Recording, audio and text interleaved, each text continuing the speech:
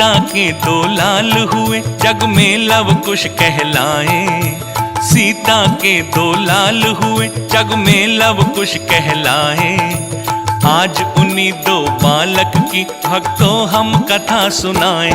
जिन महलों के सुख न मिले फूल दोनों ही वन में खिले। जिन्हें महलों के सुख न मिले फूल दोनों ही वन में खिले। भक्तों, लव कुश की कथा मर्यादा पुरुषोत्तम राम के आदर्शों की चरम सीमा है। रामायण की रचना मुनि वाल्मीकि जी ने श्री राम के अवतार लेने से पहले ही कर दी थी, लेकिन लव कुश की कथा वो लव कुश को देखकर लिखना चाहते थे। इसके लिए ऋषि वाल्मीकि जी ने योग से अपनी उम्र बढ़ाई और लव कुश के जन्म की प्रतीक्षा करते रहे। लव कुश आदि शक्ति जगदम्बा मां सीता और परम पिता परमेश्वर विष्णु के अवतार श्री राम की लीलाओं की अंतिम कड़ी थी, जिनके कारण मां सीता की गरिमा को सारा जग जान सका। राम राज्य का अर्थ, रघुकुल की मर्यादा और राम का आदर्श आज इतिहास के पन्नों पर सुनहरे अक्षरों में लिखा है। पिता और पुत्र के जन्म में परिस्थितियों का जो अंतर आया वो नारायण की लीला का शेष भाग था।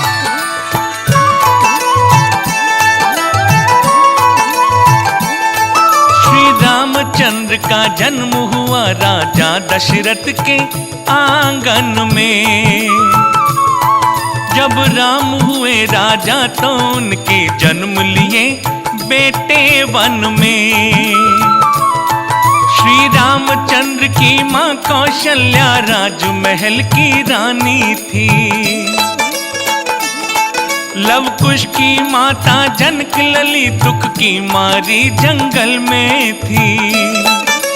हो ईश्वर तेरी माया को ज्ञानी भी जान न पाए, तेरी माया का जवाब नहीं। खिले कांटों में गुलाब यही।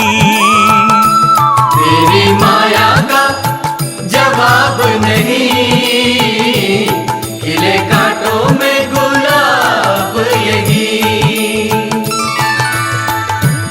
पिता और पुत्र के जन्म की परिस्थितियों में इतना बड़ा अंतर ये नारायण की लीला थी या ईश्वर की माया या विधाता का कोई विधान था, कुछ कहा नहीं जा सकता।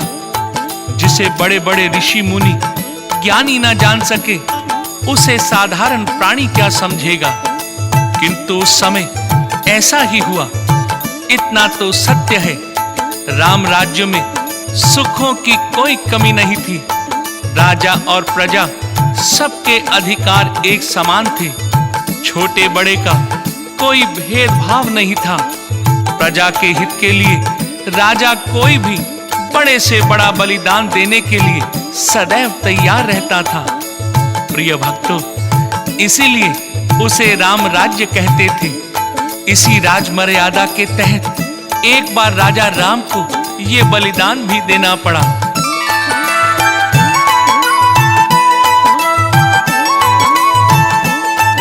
अपनी पत्नी से धोबी ने एक दिन कुछ ऐसी बात कही, कल मुही नहीं आई, कल क्यों किसके घर सारी रात रही। तेरे जैसी उल्टा नारी का मेरे घर कुछ काम नहीं, पर घर से आई को रख लूं मैं, कोई राजा राम नहीं। हो के कलंकित क्यों मेरे माथे पे कलंक लगाए, वो तो राजा है जो चाहे करे, हम अपने समाज से डरे। राजा राम का दरबार लगा था। राम के गुप्तचर प्रतिदिन शाम को अवध नगर का समाचार राजा को लाकर देते थे। उस दिन भी एक गुप्तचर आया और उसने जो समाचार सुनाया उससे पूरा दरबार सन्न रह गया। राजा राम स्वयं अवाक रह गए। गुप्तचर ने धोबी द्वारा कही हुई सारी बातें श्री राम को विस्तार पूर्वक बता दी। राजा राम सकते में आ गए। रघुकुल की मर्यादा पर आंच आ रही थी। सीता जी के चरित्र पर संदेह किया जा रहा था। राजा राम कुछ समझ नहीं पा रहे थे कि प्रजा के मन की शंका कैसे मिटाई जाए। उन्होंने दरबार समाप्त किया और उठकर अपने महल में चले गए। मन ग्लानि और क्षोभ से भर गया था। आंखों से आंसू निकल पड़े थे।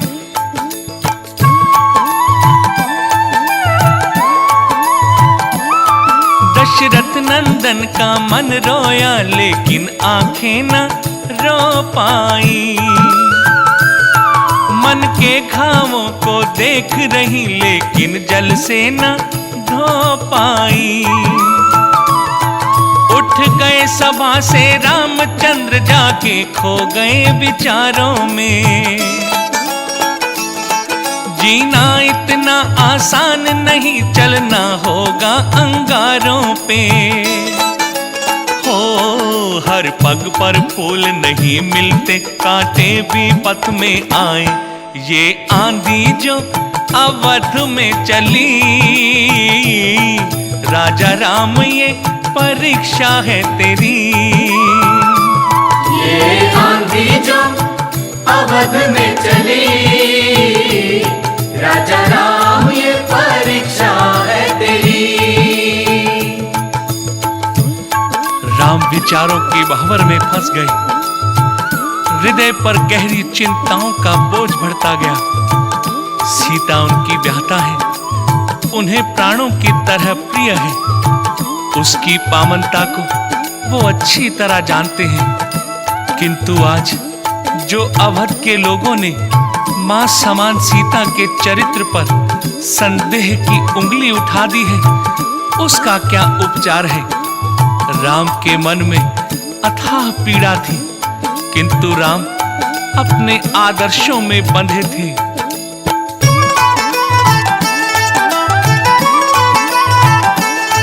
जो अग्नि परीक्षा से गुजरी वो कितनी पावन सीता है। सीता के तप बल पर मैंने रावण की लंका जीता है। उसके सतीत्व की गरिमा को पहचान न पाए जग वाले। जग वालों पर विश्वास नहीं, ये कब किसको क्या कह डाले। ओ जिनके मन मैले होते हैं वो सच को जान न पाए। राजा राम के विचार यूं चले, किस राह पे विधाता हम चले। राजा राम के विचार यूं चले, किस राह पे विधाता हम चले। बहुत सोचने विचारने के बाद राम जी ने निर्णय लिया कि सीता का त्याग कर देना ही उचित होगा। उसे अवध के राजमहल से निष्कासित कर वनवास के लिए भेज दिया जाए। भक्तों, भगवान राम राज मर्यादा का पालन कर रहे थे। उन्होंने अवश्य सोचा होगा कि उनकी पत्नी सीता इस समय गर्भवती है, वन में रहकर पुत्र को जन्म देगी तथा प्रजा के मन का मैल दूर होते ही मैं स्वयं सीता को राजमहल में वापस बुला लूंगा। राजा राम ने उसी समय लक्ष्मण को बुलवाया और सीता के चरित्र पर लगे हुए कलंक और अपने निर्णय से अवगत कराया।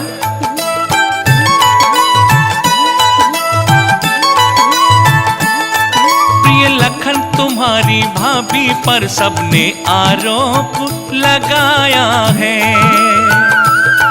लंका में रहकर आई है, मैंने उसको अपनाया है। ये राम राज्य पर है कलंक, ये दाग मेरे आदर्शों पर। ये दाग सिया के आंचल का काला कलंक है रघुकुल पर। हो रघुकुल की मर्यादा के हित सीता को त्यागा जाए। जब शक है सभी के मन में,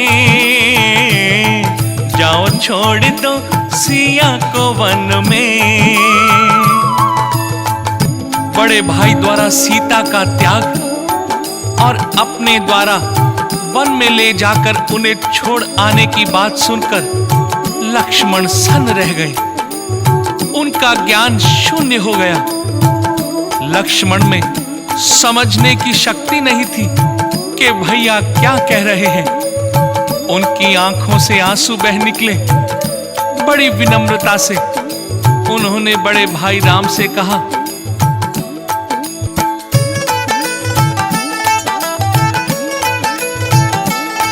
मैंने छाती पर शक्ति सही मारा है मेघनाथ योद्धा।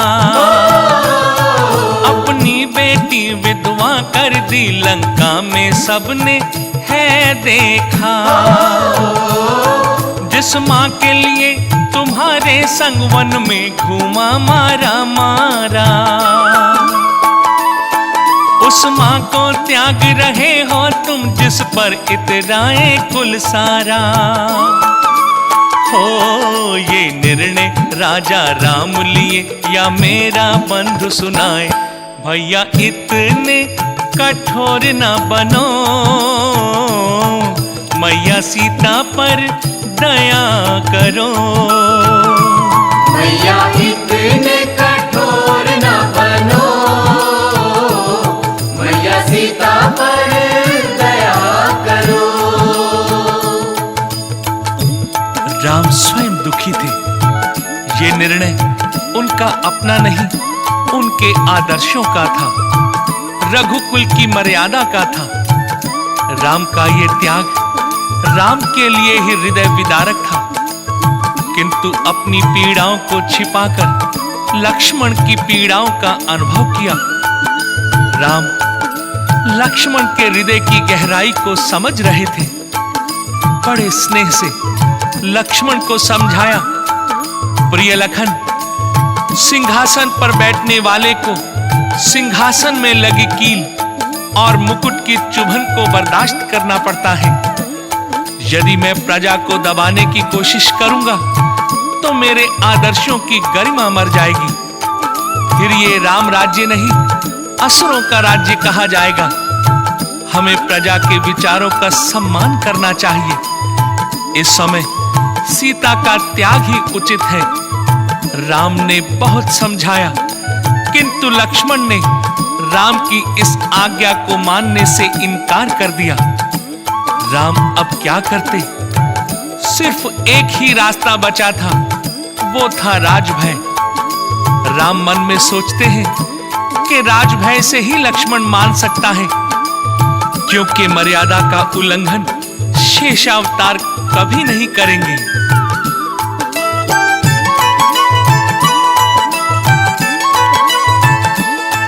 हे लखन, तुम्हारे बंधु राम तुमको आदेश नहीं देते। ये राजधर्म की आज्ञा है, राजा आदेश तुम्हें देते। राजाज्ञा का पालन करिए, वरना दोषी कहलाओगे। तुम राजद्रोह करके लक्ष्मण एक अपराधी बन जाओगे। हो सीता को वन में ले जाओ, राजा आदेश सुनाए। राजा राम जी ये कह के चले, भाई लक्ष्मण के आंसू निकले। राजा राम जी ये कह के चले, भाई लक्ष्मण के आंसू निकले। राजा ने एक सेवक को आदेश दिया, ठीक भी है, राजा का कोई स्वामी नहीं होता, स्वामी हर हाल में हमेशा सही होता है, उसका निर्णय ही सर्वोपरि होता है। लक्ष्मण के सामने उस आज्ञा को मानने के सिवा अब कोई विकल्प नहीं था। अब तो ये आदेश भाई का नहीं, ये तो राजाज्ञा थी। लक्ष्मण ने राम के सामने सिर झुका दिया। लक्ष्मण की आंखों से बहते हुए आंसुओं को राम ने देखकर भी अनदेखा कर दिया और सीता के महल की ओर चले गए। लक्ष्मण अपने महल की तरफ आए और रथ को सजाने लगे। उधर श्री राम सीता जी से कह रहे हैं, सीते, तुम बहुत दिनों से कहती थी ना कि मुझे ऋषि मुनियों के दर्शन करने हैं। प्रिय, मैं राज कार्यों में बहुत व्यस्त हूं। अनुज लखन को कह दिया है, वो तुम्हें ब्रह्म मुहूर्त में लेने आएंगे। तुम जल्दी से तैयार हो जाओ। सीता जी अपने स्वामी की बात सुनकर बहुत प्रसन्न हुई और मन में अपने स्वामी की प्रशंसा करने लगी।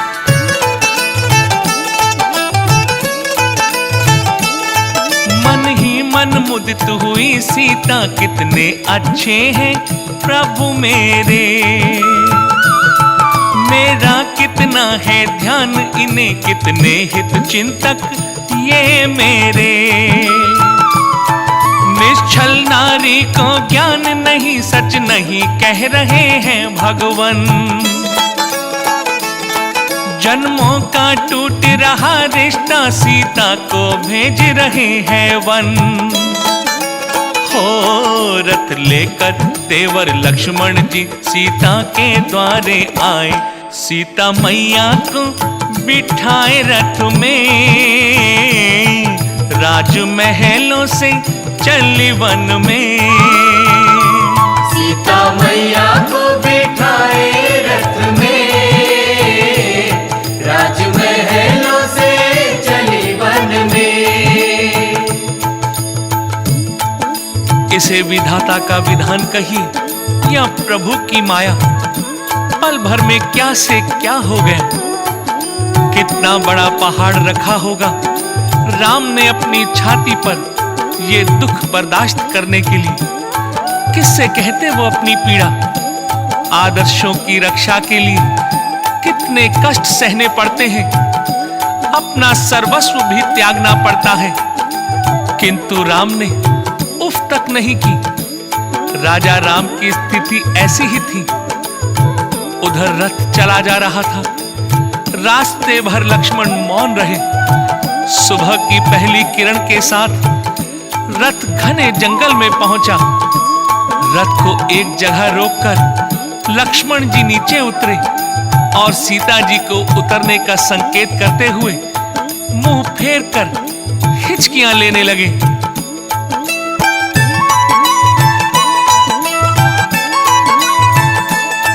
रथ से नीचे उतरी सीता, हिचकी ले लेकर रो पड़े लखन।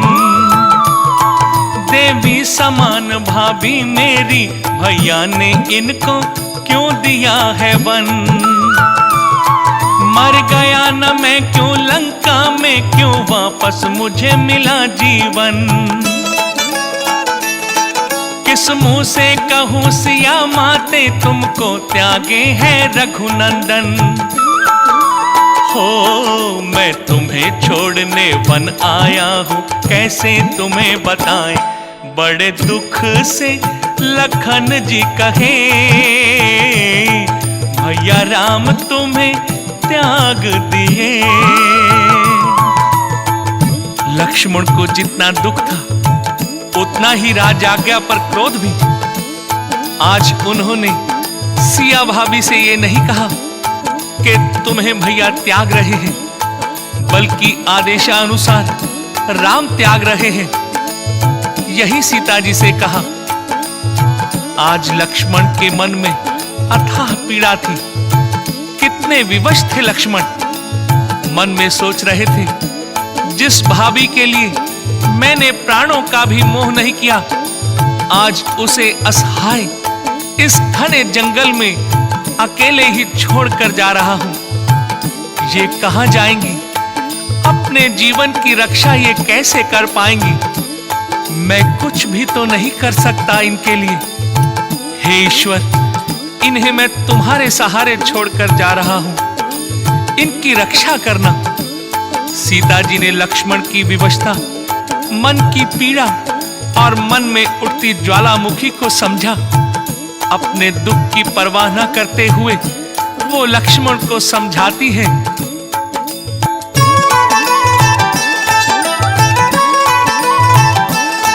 होनी कोई ना टाल सके, विधि का विधान है अटल लखन।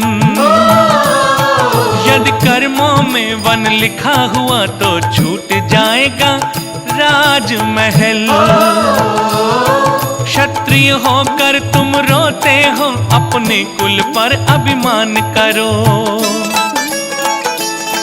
जिसने तुमको आदेश दिया उस राजा का सम्मान करो। हो स्वामी आज्ञा, प्रभु आज्ञा है, हम दोनों शीश झुकाएं। मेरा भाग्य ही लिखा वन में, कोई दुख नहीं करो मन में। प्रिय लखन भैया, मुझे मेरे भाग्य पर छोड़ दो। अब तुम कोई दुख मत करो। जो होता है वो अच्छा ही होता है। इसे ईश्वर की मर्जी ही समझो। जो भोगना लिखा है उसे भोगना ही होगा। अब तुम वापस अयोध्या चले जाओ। अपने भैया का ध्यान रखना। उनके चरणों में मेरा प्रणाम कहना। धन्य है सीता जी भक्तों, जिन्होंने नारी की गरिमा को साकार किया। लक्ष्मण ने भाभी को नमन किया। दोनों की आंखों में आंसू थे। रथ को लक्ष्मण ने अवध के रास्ते पर वापस मोड़ा। लेकिन ये क्या, घोड़ों ने चलने से इनकार कर दिया।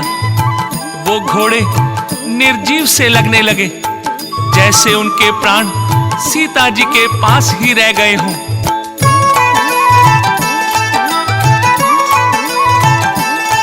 घोड़े आगे पग धरे नहीं, रथ वापस लेकर चलते लखन। घोड़े पथ में रुक रुक जाते, चाबुक पर चाबुक करते सहन। रस्ते भर रोते रहे लखन, श्री राम रो रहे राजमहल। असहाय गर्भिणी सीता संग रोते थे पशु पक्षी जंगल। हो जंगल में सीता सोच रही, प्रभु ये कैसे दिन आए। कहाँ जाऊं मैं अकेली वन में, डूब जाऊं मैं नदी के जल में। भक्तों, प्राणी का स्वभाव है, एक सीमा तक वो किसी चीज का हल ढूंढता है। जब सारी सीमाएं समाप्त हो जाती हैं, कोई रास्ता दिखाई नहीं देता, कोई उपाय नहीं सूझता, तो वो सब कुछ ईश्वर पर छोड़ देता है और चुपचाप बैठ जाता है। क्या राम ने नहीं सोचा होगा कि घने जंगलों में मेरी गर्भवती सीता का क्या होगा? कहां जाएगी वो? अवश्य सोचा होगा, किंतु कोई रास्ता नहीं था। उन्हें भी ईश्वर पर ही भरोसा था। दुख जो लिखा है वो सीता को वन में और मुझे महलों में रहकर भी भोगना ही पड़ेगा। आह प्रभु, कितनी पीड़ा रही होगी आपके मन में। साधारण लोग कैसे समझ पाएंगे इस बात को। सीता जी उधर जंगल में रो रही थी। सीता जी जहां बैठी थी, बिल्कुल पास ही वहां मुनि वाल्मीकि जी का आश्रम था। सीता जी के रोने की आवाज सुनकर वो बाहर आए और सीता जी को अपने साथ आश्रम में ले गए। आश्रम वासियों से वन देवी के नाम से उनका परिचय करवाया। सीता जी वाल्मीकि जी के आश्रम में ही रहने लगी।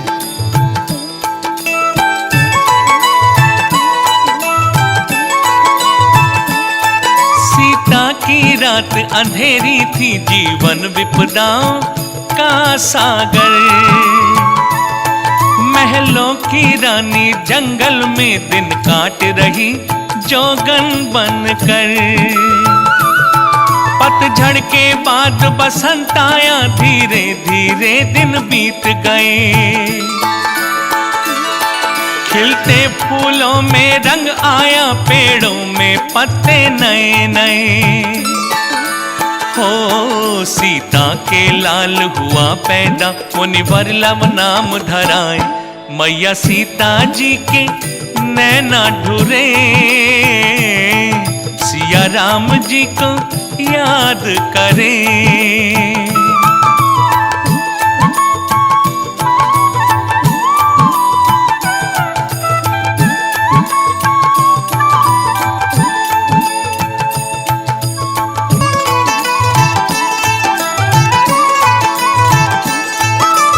तो सीते ये राम तेरा जीवन भर जलता जाएगा। यदि नहीं जलेगा राम तो जग में अंधियारा हो जाएगा। लोगों का है विश्वास राम, लोगों का है आदर्श राम। एकाकी जीवन पाया है, इतना करके संघर्ष राम। हो हम बंधे हुए आदर्शों में तिल तिल कर जलते जाएं। सारी रात ऐसे सोचते रहे, बीते पल राम खोजते रहे। सारी रात ऐसे सोचते रहे, बीते पल राम खोजते रहे। क्या पाया इस जीवन में इतने संघर्षों के बाद? यही एकाकीपन। जग वालों ने यही कीमत चुकाई। जग वाले मुझे क्या देंगे? देना तो मुझे पड़ेगा।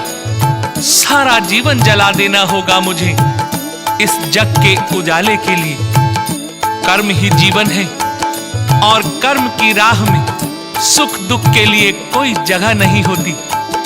राम, दुख को त्यागो और जीवन को संघर्षों में समाहित कर दो।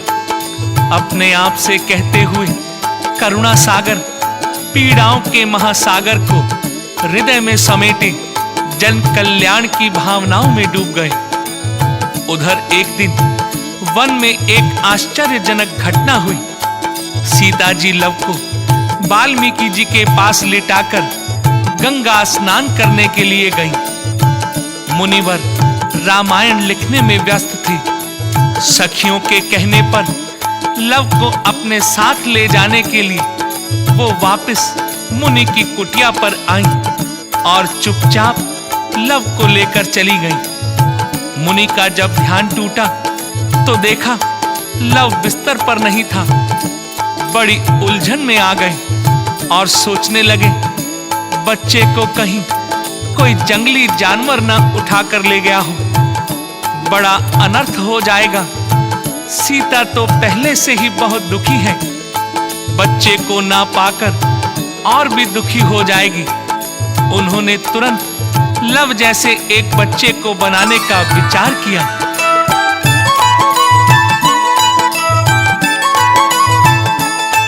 मुनि वाल्मीकि कुश मंगवाए, बिस्तर पर कुश को फैलाए। पढ़ करके मंत्र छिड़कते जल कुश बाल रूप धरता जाए।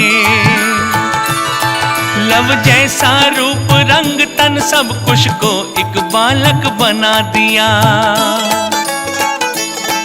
मंत्रों से उसमें प्राण दिया, बिस्तर पर बालक सुला दिया।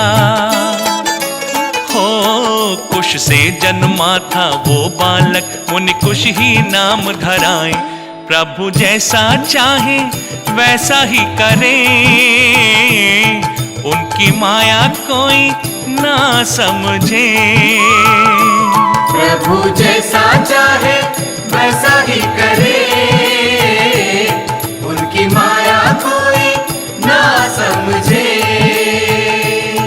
वाल्मीकि जी बच्चे को खड़े होकर बड़े ही ध्यान से देख रहे थे और सोच रहे थे कि बिल्कुल लव जैसा रूप है। अब सीता कुछ भी नहीं समझ पाएगी।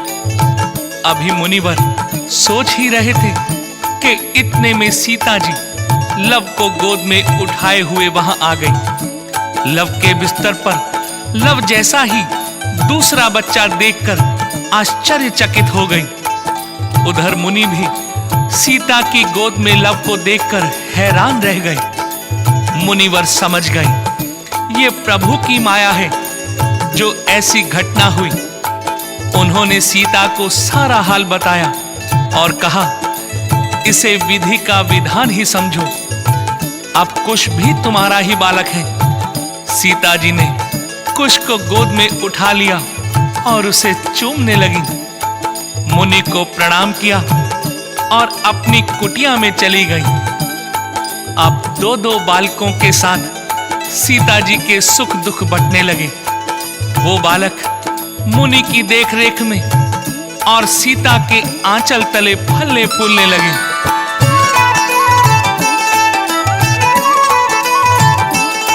मुनि वाल्मीकि की छाया थी, मैया सीता का आंचल था। लव कुश के लिए वो कुटिया ही एक सुंदर राज महल सा था। शेरों के बच्चों से लड़ते मुनि उन्हें पढ़ाया करते थे। सब रीति रिवाज धनुष विद्या मुनि उन्हें सिखाया करते थे।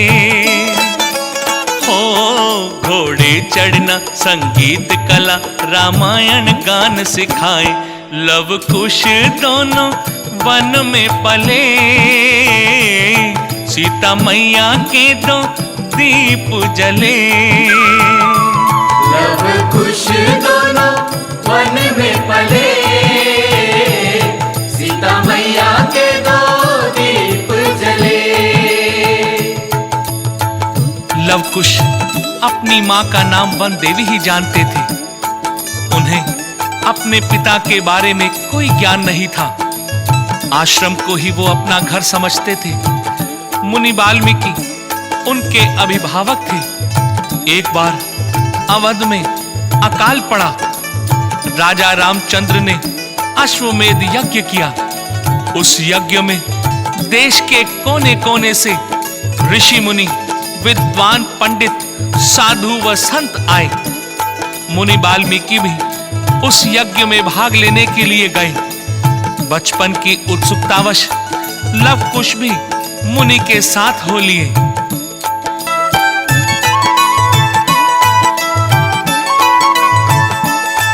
एक बार अवध के ऊपर जब दुर्दिन का बादल मंडराया, बारिश न हुई, अकाल पड़ा, घर घर में रोग शोक छाया। श्री राम किए तब अश्वमेध, सोने की सीता बनवाए। अवधेश नगर में प्रथम बार लव कुश मुनिवर के संग आए। हो तब सी बच्चों के रूप राम के मन को बहुत लुभाए। जुड़े सिर पे जटाओं के बंधे,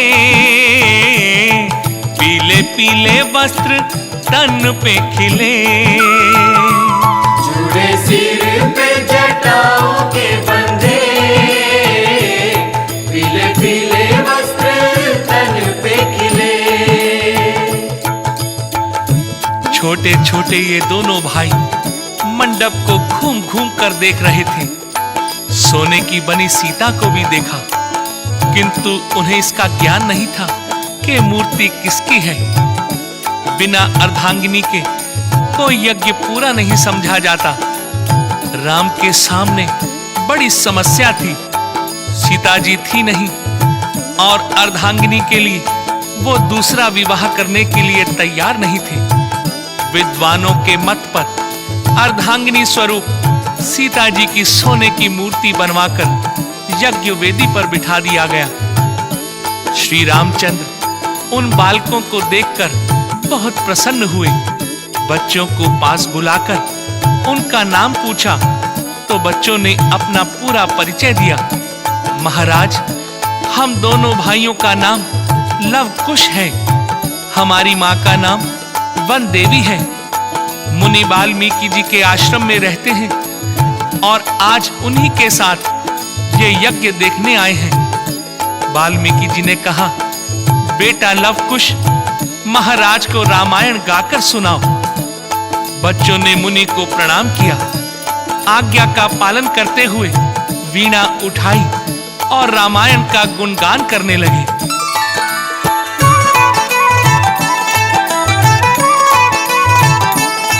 मुनि वाल्मीकि के कहने पर लव कुश की वीणा झनकारे। दो तपसी बालक मोह लिए अवधेश नगर के मन सारे।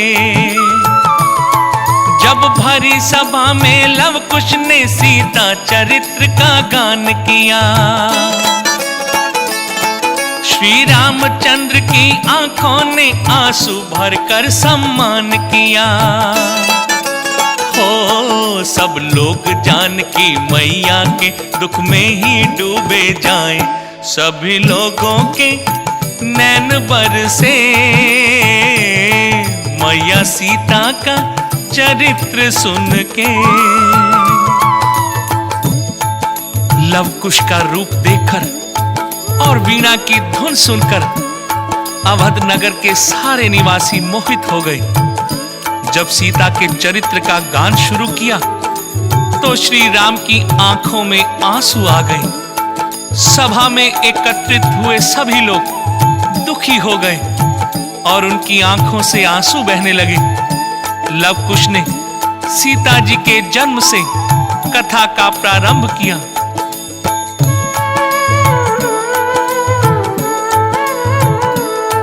जिस तरह अकाल अवध में है उस तरह जनकपुर में भी था।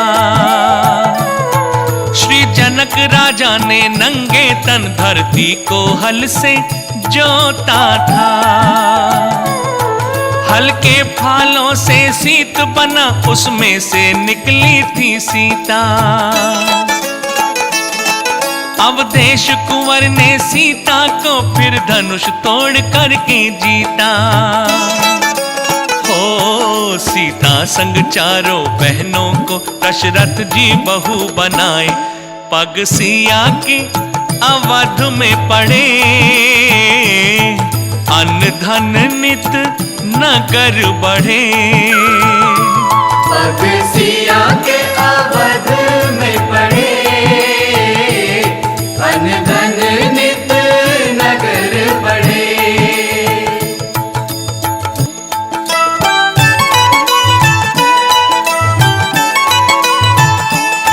14 वर्षों के लिए यहाँ जब रघुवर को वनवास हुआ।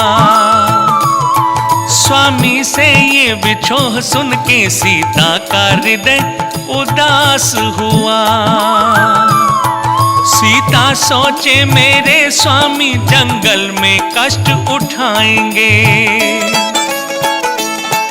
ये राजमहल के सारे सुख किस काम हमारे आएंगे। हो मैं भी उनके संग जाऊंगी मेरे प्रभु जब बन जाएं। नारी जन्म है स्वामी के लिए पति बिन नारी जिए किस लिए। श्री राम के चरणों के आगे महलों का वैभव धूल के समान था। सीता जी ने वो सब कुछ त्याग दिया और राम जी के साथ नंगे पांव वन में चली गईं।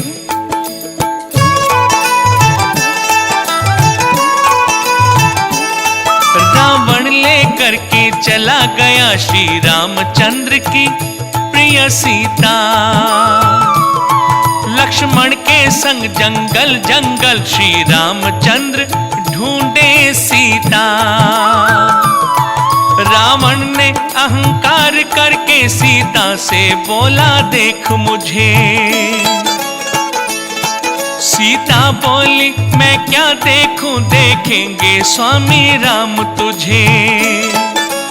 हो लंका में जब तक रही सिया उर्मे थे राम समाए।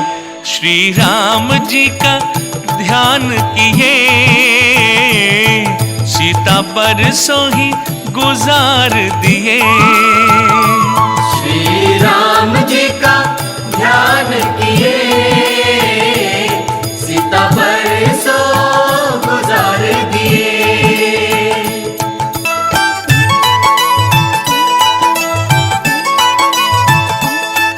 लंका के नगर निवासी थे वानर भालू सब साथी थे।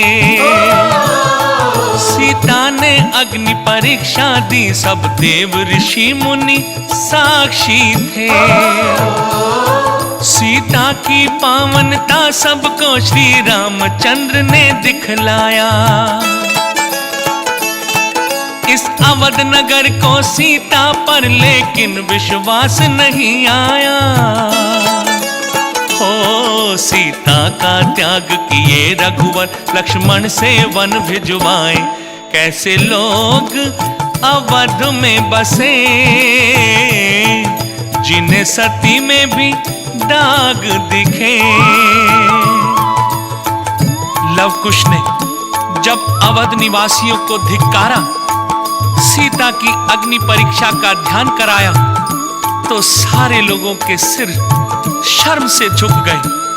सभी लोग लव कुश से आंखें मिलाने की हिम्मत नहीं कर पा रहे थे।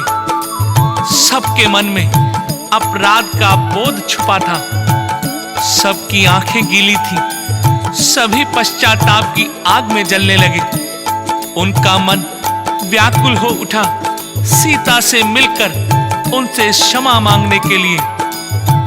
लव कुश ने अपनी ओर से श्री राम जी से निवेदन किया,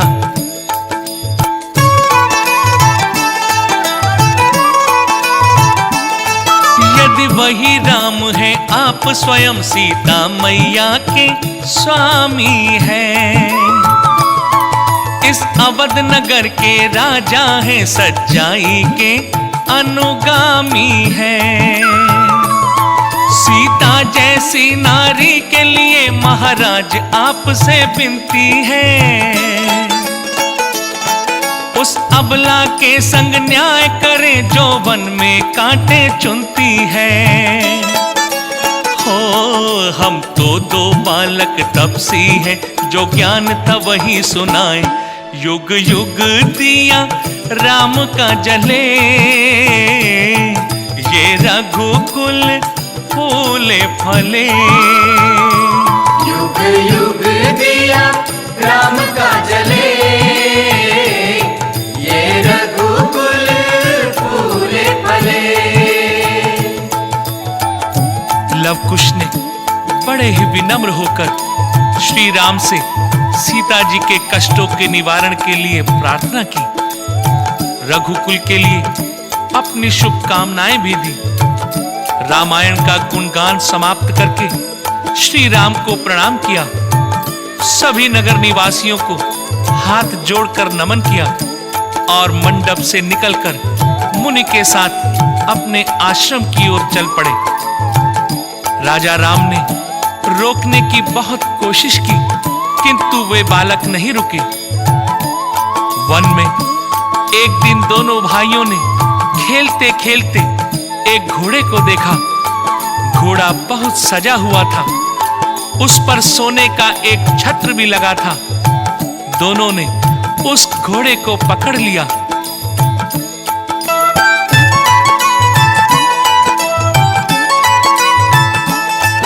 लव कुश जंगल में एक दिवस एक श्याम रंग का अश्व देखे।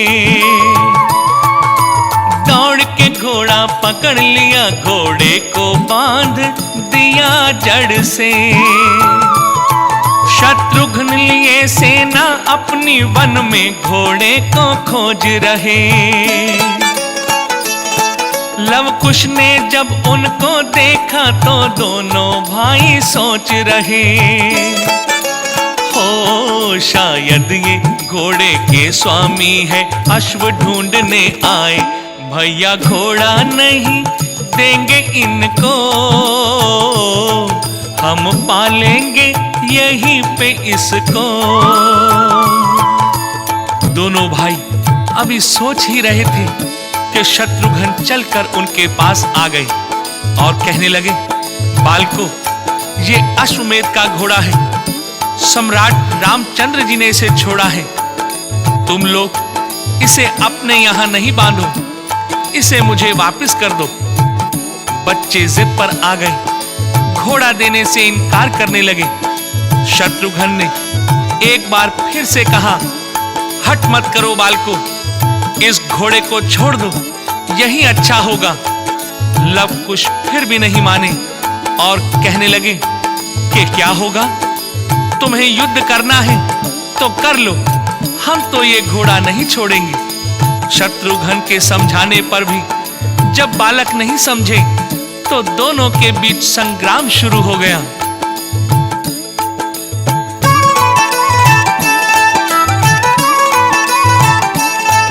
दोनों बालक लव कुश के संग शत्रुघ्न घोर संग्राम किए।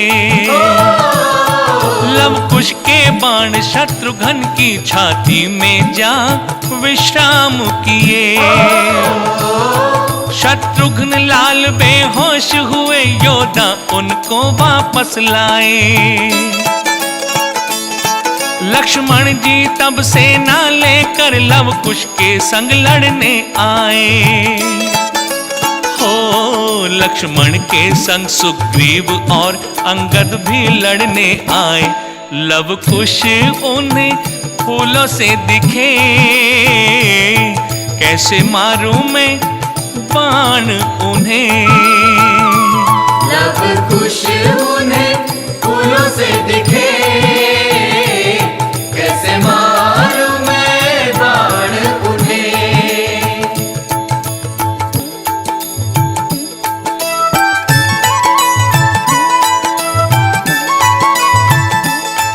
लक्ष्मण लड़ने के लिए बड़े तरकश से बाण नहीं निकले। लव कुश के तन पर लक्ष्मण के दो नैना बार बार फिसले। लव कुश बोले, शेषावतार क्या ज्ञान बुद्धि बल भूल गए। दासता राम की कर ली तो भाभी के रिश्ते भूल गए। हो धिक्कार है ऐसे देवर को जो भाभी वन छोड़ाए। लव कुश दोनों विष उगले, ये सुन के लखन उबले।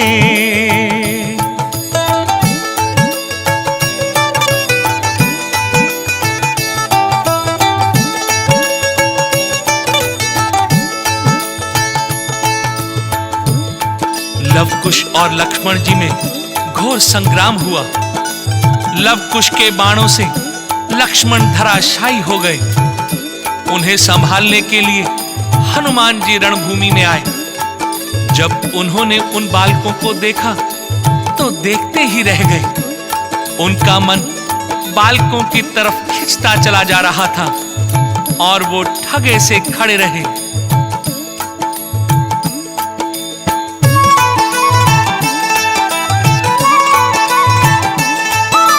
राम भक्त अंजनी लाल रण में दो बालक को देखे।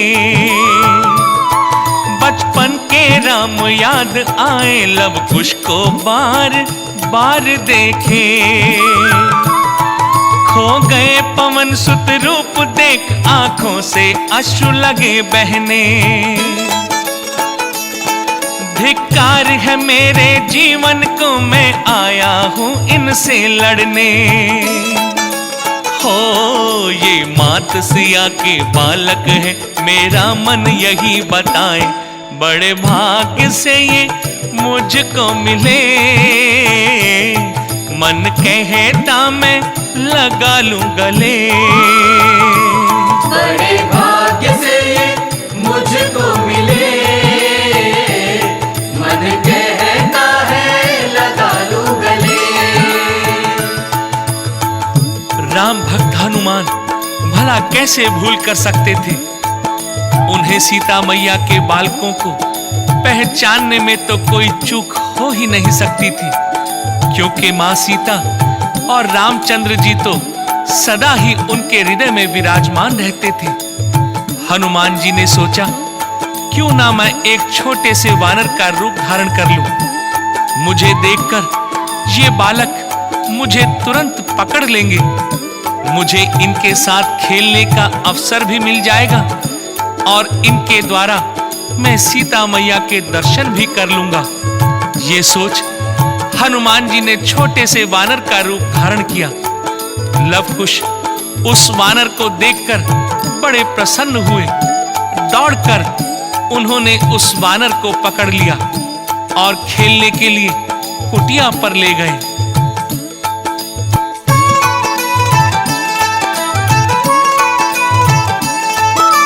पूंछ पकड़ कर खींच रहे कुछ लव, हंस हंस कर देख रहे। पवन पुत्र हनुमान मगन थे अपने मन में सोच रहे। यहीं कहीं पर मैया होगी उनको सन्मुख पाऊंगा। इन बच्चों के कारण फिर से माँ का दर्शन पाऊंगा। हो माँ सीता आ गई उसी पल हनुमत सोच न पाए। माँ के चरणों में हनुमत गिरे, सीता मैया के भी नैना ढुरे। माँ के चरणों में हनुमत गिरे, सीता मैया के भी नैना ढुरे। भक्तों, पवन पुत्र सीता माँ के चरणों में ही पड़े रहे। माँ ने उन्हें उठाया और सीने से लगा लिया। आंसुओं में हनुमान डूबे जा रहे थे। माँ का आंचल भीग रहा था। लवकुश दोनों भाई ये सब देखकर आश्चर्यचकित हो रहे थे। ये भक्ति और प्रेम देखकर दसों दिशाएं भाव विभोर हो गईं। उधर रणभूमि में भरत और विभीषण युद्ध के लिए आ पहुंचे। लवकुश ने भी तुरंत अपना मोर्चा संभाला। भरत ने भी उन बालकों को समझाने की कोशिश की, लेकिन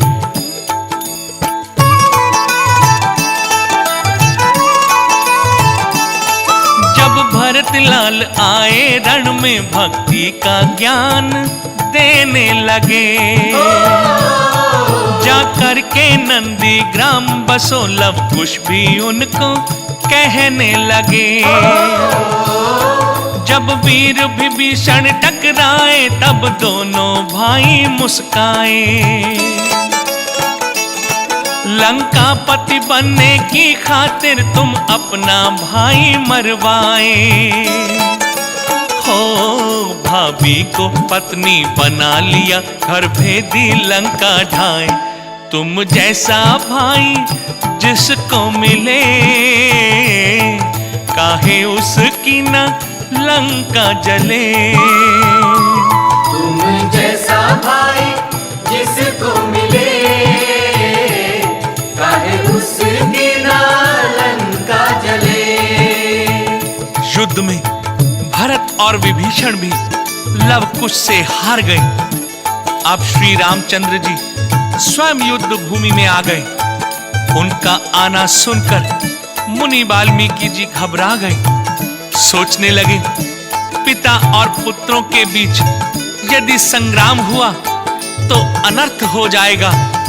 मैंने लवकुश के जन्म की प्रतीक्षा रघुकुल की मर्यादा और राम के आदर्शों को युगों युगों बढ़ाने के लिए की थी।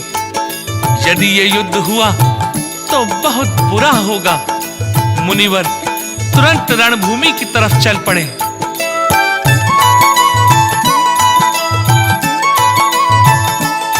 मुनि वाल्मीकि नंगे पग ही दौड़े दौड़े रण में आए। सीता दौड़ी, हनुमत दौड़े, श्री राम जहां पर थे आए। मुनि वाल्मीकि जी समझाए, बोले नारायण बस कर दो। लीलाधारी इस लीला को अब इसी भूमि में गत कर दो। हो ये लव कुश पुत्र तुम्हारे हैं, मुनि वाल्मीकि बतलाए। श्री राम के जो बाण निकले, वो चले गए धरती तले। श्री राम के जो बाण निकले, वो चले गए धरती तले। रामचंद्र जी ने धनुष को धरती पर रखा और दोनों बच्चों को सीने से लगा लिया।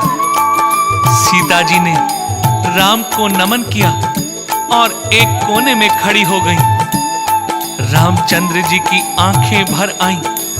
सीता से कहने लगे, प्रिय, जो दुख की घड़ियां थी वो सब बीत चुकी हैं। तुम्हें जो कुछ भोगना था वो सब भोग लिया। अब मेरे साथ अयोध्या चलो। तो सीता जी ने कहा,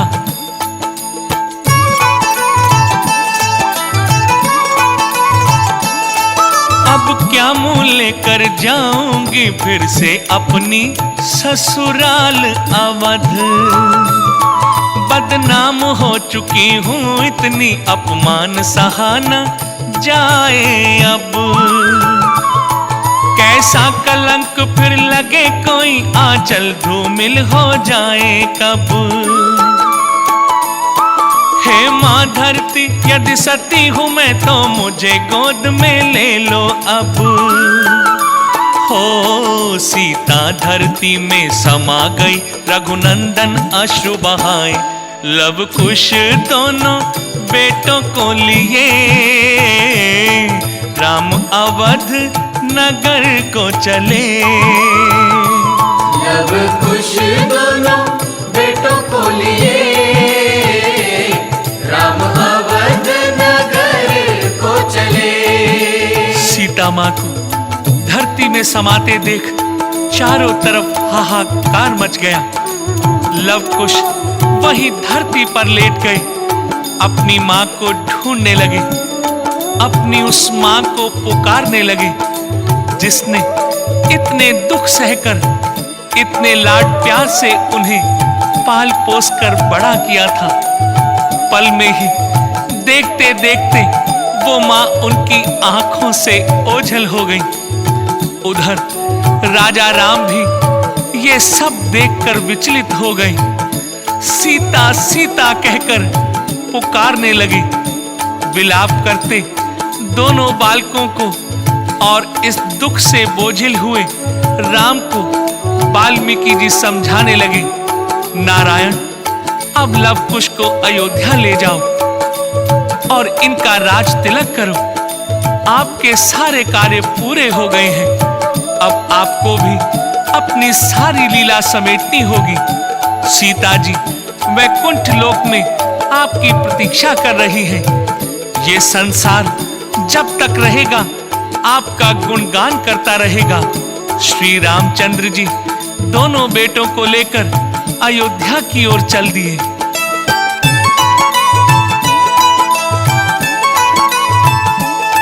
सीता नारी की गरिमा है, संसार कभी न जान पाता।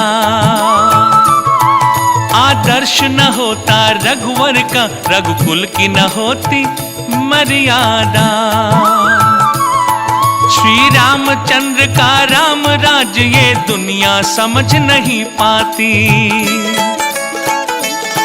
मुनि वाल्मीकि की रामायण आदि की आधी रह जाती। हो लव कुश के कारण सिर ऊंचा कर सकी आज माताएं। सुत लव कुश सबको मिले, कुल दीपक बन के जले। सुत लव कुश सबको मिले,